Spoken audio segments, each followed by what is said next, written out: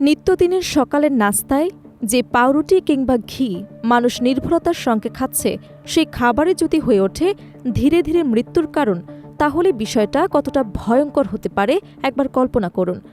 রাজধানীর মানুষের প্রতিদিনের খাদ্য তালিকায় থাকা পাউরুটি, ঘি এবং বোরহানির নমুনা পরীক্ষায় উঠে এসেছে চাঞ্চল্যকর তথ্য।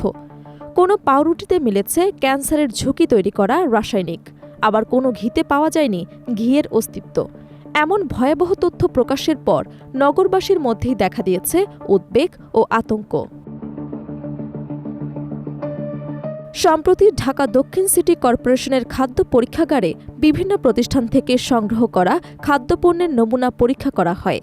পরীক্ষার ফলাফলে দেখা যায় নিউ আনন্দ বেকারি ও আইডিয়াল হোমমেড ফুড প্রোডাকশনের পাউরুটিতে ব্যবহার করা হয়েছে পটাশিয়াম ব্রোমেট নামের ক্ষতিকর রাসায়নিক উপাদান। কয়েকটি নমুনা পরীক্ষার ল্যাব রিপোর্ট এমন তথ্য দিয়েছে বলে একটি প্রতিবেদনে জানিয়েছে দেশের বেসরকারি স্যাটেলাইট টেলিভিশন চ্যানেল। বিশেষজ্ঞদের মতে এই উপাদান দীর্ঘদিন শরীরে প্রবেশ করলে ক্যান্সার, লিভার এবং কিডনির জটিলতা সহ বিভিন্ন স্বাস্থ্য ঝুঁকি তৈরি হতে পারে। মূলত পাউরুটি নরম ও আকর্ষণীয় করতে এই রাসায়নিক ব্যবহার করা হয়।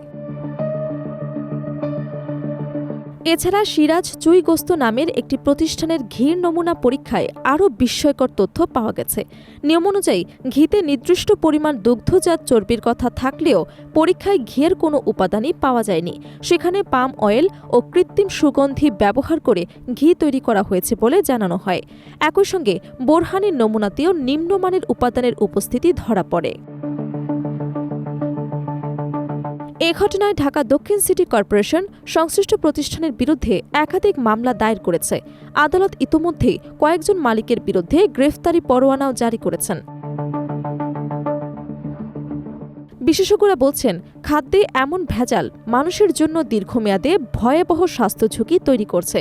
তাই জনস্বাস্থ্য রক্ষায় ভেজালকারীদের বিরুদ্ধে কঠোর ব্যবস্থা গ্রহণের দাবি জানিয়েছে সচেতন নাগরিকরা।